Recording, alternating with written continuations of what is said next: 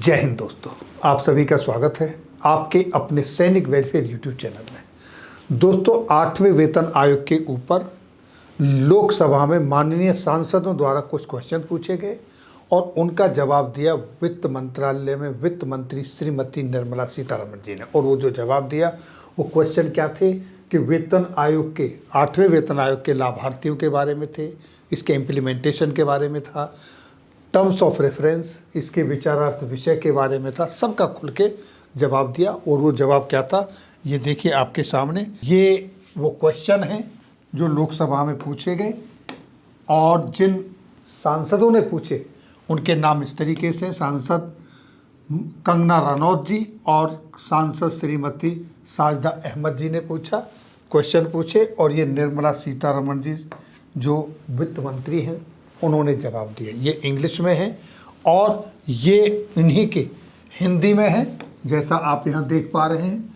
भारत सरकार वित्त मंत्रालय व्यय विभाग, लोकसभा, प्रश्न संख्या 235, 17 मार्च को ये सवाल पूछे गए 8वें केंद्रीय वेतन आयोग के गठन के संदर्भ में, जो कि आप यहाँ देख रहे हैं। सांसद जी जिन्होंने पूछे, क्या वित्त मंत्री यह बताने की कृपा करेंगे कि केंद्र सरकार के कर्मचारियों के वेतन और पेंशन में संशोधन करने के लिए 8वें वेतन आयोग सीपीसी यानी सेंट्रल पे कमीशन का गठन किया है? इसका जवाब देखिए आपके सामने।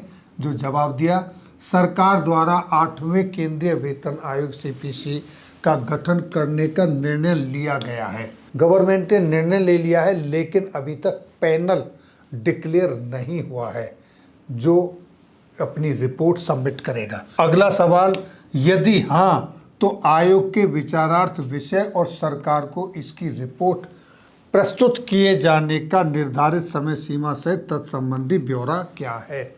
अगर गठन का फैसला लिया है, गठन किया है, तो इसकी रिपोर्ट प्रस्तुत किए जाने के लिए जो समय सीमा निर्धारित की गई है उसका ब्यौरा क्या है? तो उस संबंध में देखिए, यथा समय पर निर्णय लिया जाएगा। इस संबंध में यथा समय पर निर्णय लिया जाएगा, येट नॉट डिसाइडेड अभी तक। अगला सवाल देखिए, 7वें केंद्रीय वेतन आयोग के स्तर पर केंद्र सरकार के ऐसे कर्मचारियों और पेंशन भोगियों की अनुमानित संख्या कितनी थी जो इससे लाभार्थी होंगे 8वें वेतन आयोग से? उस संदर्भ में क्वेश्चन पूछा है। इसमें उड़ीसा का भी जिक्र किया गया है। तो आंसर देखिए, केंद्र सरकार के सिविलियन कर्मचारियों और पेंशन भोगियों की जो संख्या बताई गई है वो लगभग 36.57 लाख। ये 1 मार्च 2025 की तारीख के अनुसार है, डेट के अनुसार। और 33.91 लाख 31 दिसंबर 2024 को जो स्थिति थी उसके हिसाब से है। इसके साथ साथ रक्षा विभाग के जितने भी कर्मचारी हैं और पेंशन भोगी हैं वो भी इसके लाभार्थी हैं। ऊपर वाली संख्या सिविलियंस की थी। नेक्स्ट सवाल क्या था, क्या 8वें केंद्रीय वेतन आयोग की सिफारिशों के कार्यान्वयन से सरकार पर वित्तीय बोझ बढ़ने की संभावना है? तो और उससे अगला, यदि हाँ तो इस संबंध में ब्यौरा क्या है? ये दोनों सवालों का जवाब एक ही में दिया गया। 8वें केंद्रीय वेतन आयोग द्वारा सिफारिशें किए जाने और सरकार द्वारा उन्हें स्वीकार कर लिए जाने पर 8वें केंद्रीय वेतन आयोग की सिफारिशों के वित्तीय निहितार्थ में पता चलेगा। यानी कि जब वो सिफारिशें आ जाएंगी, गवर्नमेंट एक्सेप्ट कर लेगी, तब पता चलेगा कि इससे कितना बोझ बढ़ने वाला है। क्या सरकार ने राजकोषीय नीतियों और सरकारी व्यय पर 8वें केंद्रीय वेतन आयोग का प्रभाव आकलन करने के लिए कोई अध्ययन किया है, या कर्मचारी संघों, पेंशन भोगियों और अन्य हितधारकों के साथ कोई परामर्श किया है? कर्मचारी हैं, उनके जो संघ हैं, उनके जो एसोसिएशंस हैं, क्या उनके साथ कोई परामर्श किया है? इसके जवाब में देखिए, विचारार्थ विषय पर रक्षा मंत्रालय, गृह मंत्रालय, कार्मिक एवं प्रशिक्षण विभाग और राज्यों सहित प्रमुख स्टेक होल्डरों से इनपुट मांगे गए हैं। यानी TOR, टर्म्स ऑफ रेफरेंस, जो विषय विचारार्थ के लिए हैं वो उन पर इनपुट मांगे गए हैं।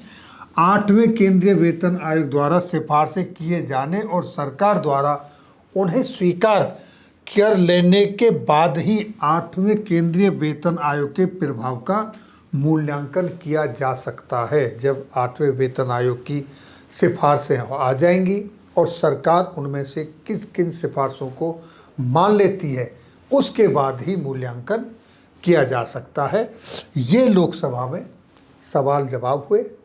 अगर आप चाहते हैं कि ये लेटर आपको मिले तो आप हमारे व्हाट्सएप चैनल पर जुड़ जाएं। वहाँ से आप ये स्टडी कर सकते हैं, डाउनलोड भी कर सकते हैं या फिर आप ऑनलाइन ले सकते हैं। तो ये थी जानकारी आज की इस वीडियो में। फिर मिलेंगे किसी नई जानकारी के साथ अगली वीडियो में।